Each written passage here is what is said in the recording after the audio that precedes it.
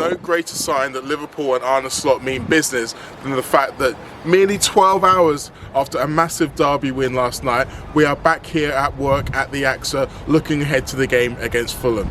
Now, there was obviously some team news to deal with regarding the players who missed out a game last night, Alisson and Conor Bradley in particular. They are both in contention for the game against Fulham, which will be a tough game, no doubt. I asked Arne Slot about the first game and the threat of Anthony Robinson. There was lots of talk about Curtis Jones, lots of praise for his work last night and for the idea of him being someone who loves the challenge.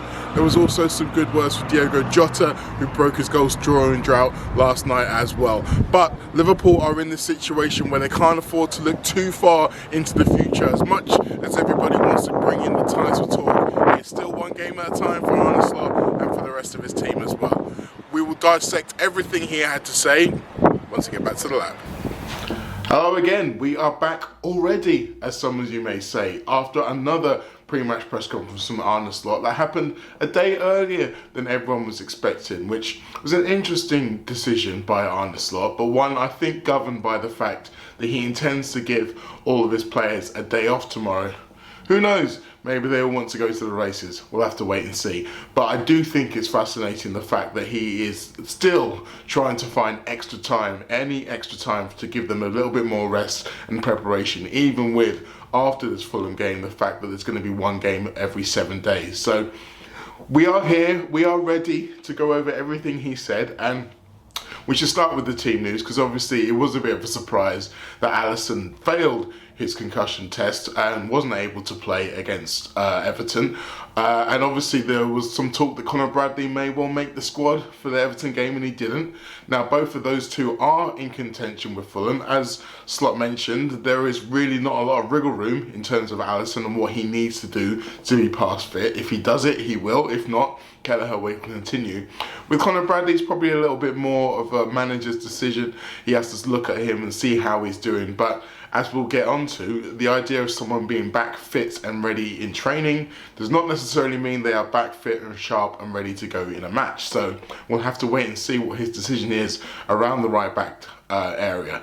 Which brings me to my first top takeaway. Top takeaway number one, Curtis Jones, an important man for the future.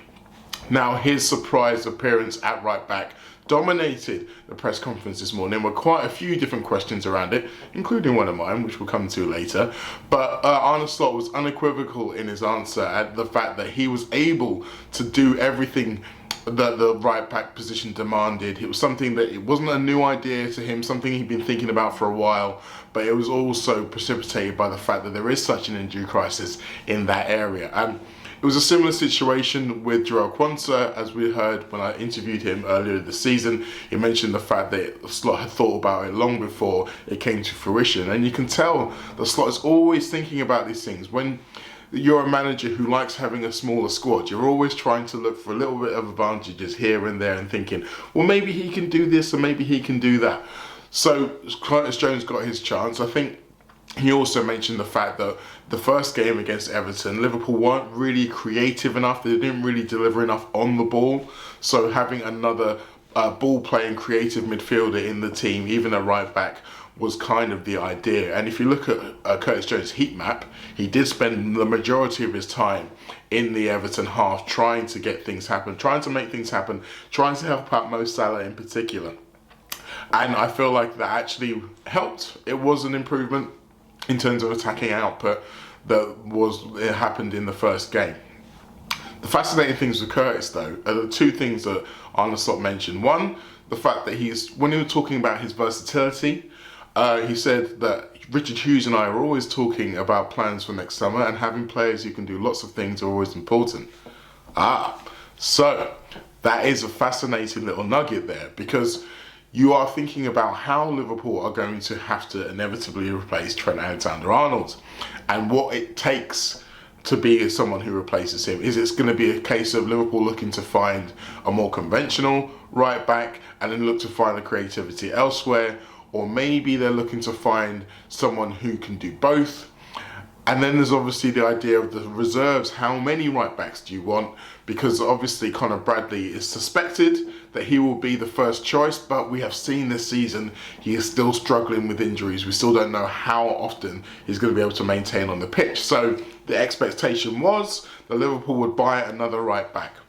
However, the idea that Curtis Jones could be a long-term right back solution, even if it is just as a second or third choice, is a fascinating one, because it does solve that problem of getting more creativity into the team without necessarily having to change the makeup of the initial midfield.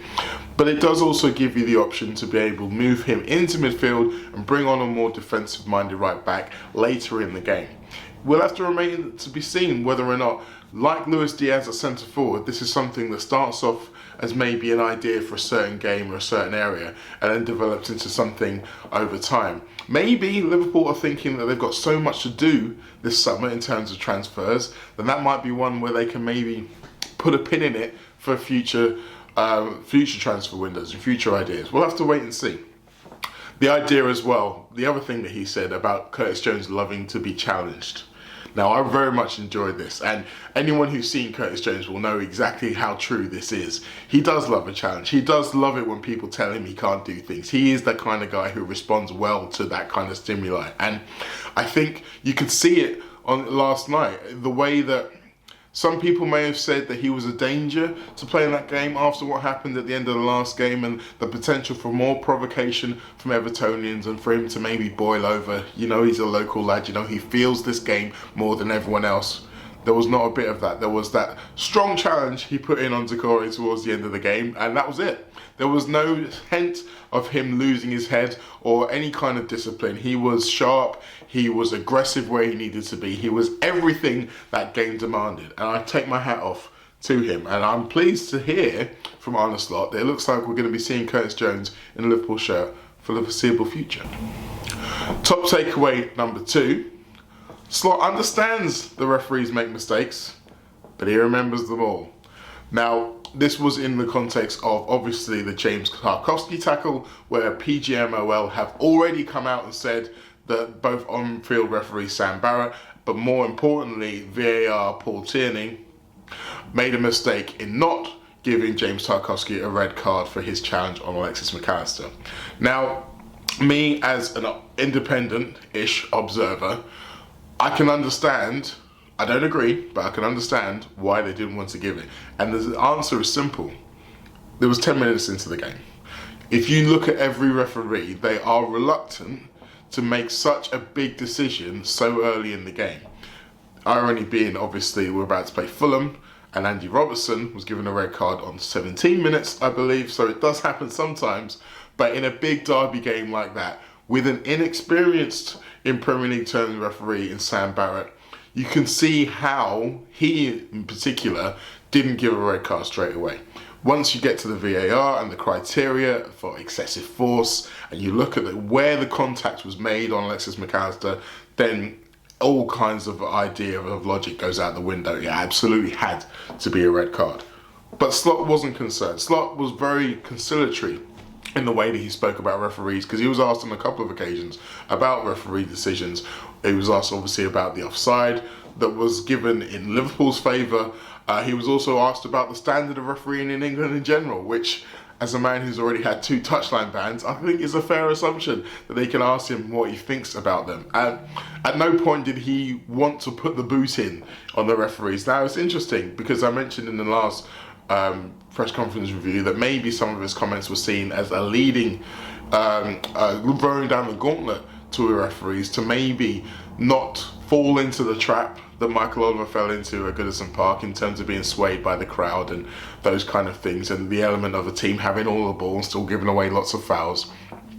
He didn't do that in the post-match. It was very much a pre-match thing. Once he gets to the post-match, he's very much like, no, referees have got it tough. Everyone makes mistakes. He referenced himself and the mistakes he made in comparison to the mistakes they made. He didn't really want it to be something that became a big thing. He wants to concentrate on the football.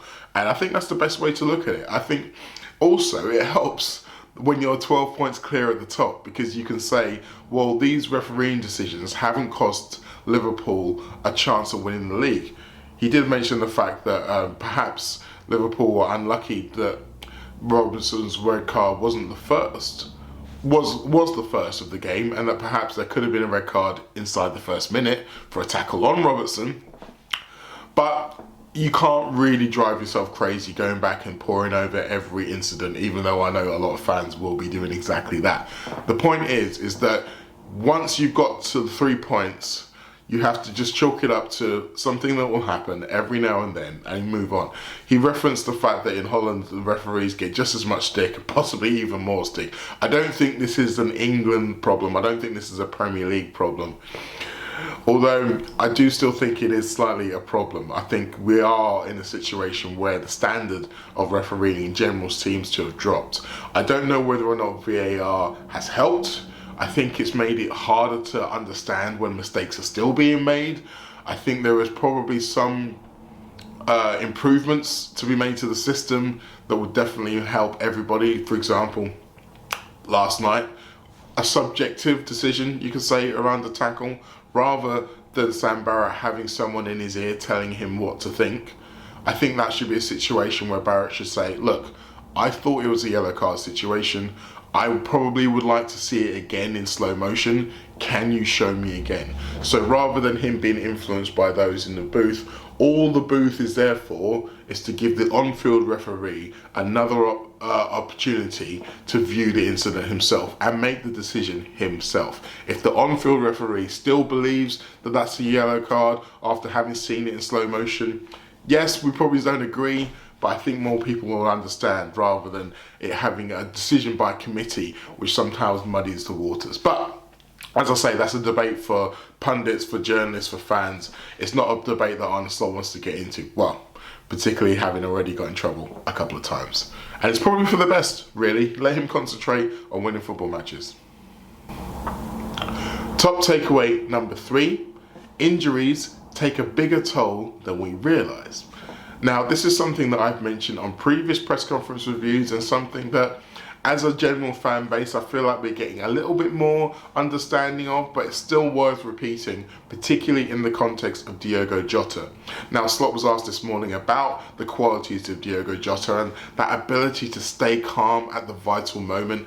And I think this is something that we all appreciate as being part of his makeup. One of the reasons why he still is someone who most Liverpool fans would want to keep hold of, despite all of the issues around him. But Slot mentioned the fact that it's been 6 months since we've seen the best of Diogo Jota, and he referenced the fact that only 3 months of that was when he was out at injury. It's taken 2 months to get back to the kind of Jota who we expect to see in all games. And that's been a tough road because there's been lots of times over the last, I'd say, month in particular, where people have really questioned his ability to get back to that level. People have questioned his place in the side. I think there's been quite a lot of clamour, as I mentioned previously, to try someone else in the centre forward role, particular Italian in the centre forward role. But I've also seen some people say maybe Mo Salah should move into the central positions. We've obviously seen Darwin Núñez and Luis Diaz play there at times. So there's been lots of talk about, well, we're not getting enough out of Diogo Jota. And if you look at that League Cup performance against Newcastle, you can see why. It really did look like a man, the shadow of his former self. And even last night when the team sheet dropped, there were a lot of people who were thinking, are we sure about this? Is he the best option to play as a number 9? But I do think it was a much improved performance from him, not just the goal, but in terms of being effective, affecting the defensive line, getting into those little pockets to make mischief. And there were more occasions before his goal where he was able to create space for himself to have a shot. And I think that ability is something that he has better than everybody else in the Liverpool attack. That ability to be able to create a shooting opportunity for himself and get the shot off and understand the best way for that shot to be successful in terms of, does he take it early, does he go across the keeper? He's doing all of the maths in his head very, very quickly. It's almost like everything slows down, like he's in the Matrix. All of this is to say that just because these last few weeks haven't seen the best of Diogo Jota does not necessarily mean that the best of Diogo Jota no longer exists. I think it's also noticeable that if you asked Arne Slot, for all the players he's had who started up front this season for Liverpool, Diogo Jota is still the one that he wants to use the most. And yes, he hasn't scored as many goals as he would like. It was only his 6th league goal of the season. But he is still decisive. Those 6 league goals have been worth 8 points to Liverpool. Twice he scored the only goal in a 1-0 victory. Twice he scored equalisers, including that first game against Fulham back in December. So he might not be getting a lot of quantity, but you're getting quality out of every goal that he scores. So you can see why he's someone who Arne Slot will still want to keep in his side. Now it's time to cover my 2 questions. The first one is about, again, Curtis Jones, a right back, but also about the threat coming towards him from Anthony Robinson of Fulham. One of the big factors in the first game with Fulham was Anthony Robertson. He had 2 assists in that game and spent a lot of time direct running at fullback, which was something that Curtis didn't really have to deal with last night. Carlos Alcaraz tended to drift inside. Is this something that will come into your thinking when you're trying to decide? You mentioned the fact that Curtis likes the challenge. You mentioned the fact that maybe Conor might not necessarily be fit. Are you thinking more about what Fulham can do, whereas with Curtis in the derby, it was more about what you can do going forward? I thought you were going to ask me that I was talking about the wrong red card, because they needed to have a red card for a challenge on Gravenberch, and we got one, which is under a big debate if that was a red card. But okay, let's continue about your question then. He is definitely a threat. He's definitely a threat. I saw this when they played Arsenal. He's having a great season, and I saw this when they played us. But the good thing about a left fullback that wants to attack is also that he takes the risk of leaving Mo in a position where he can hurt the opposition as well. And that has happened multiple times this season, where fullbacks do attack, and then in transition Mo can hurt the other team. We have to make sure that we take care of that part if they attack, because I think he was involved in the second goal, if I'm correct. Yes, we have to have a good answer about that fullback, but the other one likes to attack as well, especially if they play with 5. So yeah, we have to find an answer to that. But every team brings you challenges. Everton brought us many challenges yesterday as well, and Fulham will do so also. It's a unique situation with both Liverpool and Arsenal facing Everton and Fulham in consecutive games.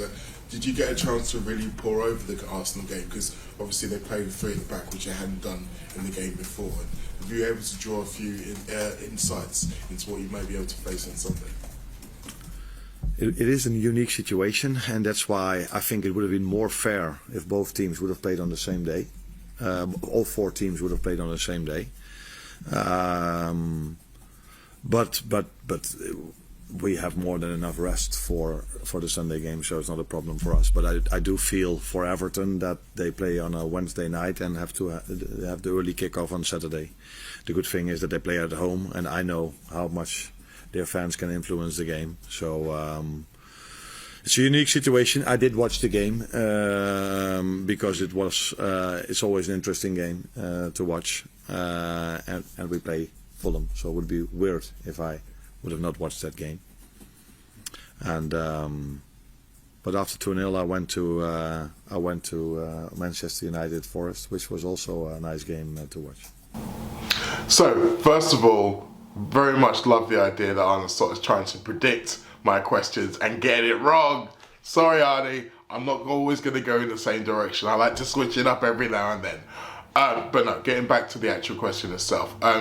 Again, he didn't shy away from the idea that Anthony Robinson will be a threat. Obviously, he was very, very dangerous in that first game, helped by the fact that Liverpool had a player less than Fulham. But I did like the way that, in keeping with a lot of what he said so far this season, he turns a potential weakness into a strength. And the idea, the fact that if Anthony Robinson has got more attacking intent, then he's leaving space behind him to deal with Mo Salah. Now, one of the things about that game, there was lots of talk about how well he played against Mo Salah and still was able to do his attacking game. But if they do play the same way they played against Arsenal on Tuesday, where they have 3 centre-backs and they have Anthony Robinson as a wing-back, then the chances are that the task of dealing with Mo Salah may fall to someone else behind him, who may not necessarily deal with it as well as Robinson was able to in that game. So, again, you look at something and say, well, maybe that's an opportunity for someone else to get the advantage, but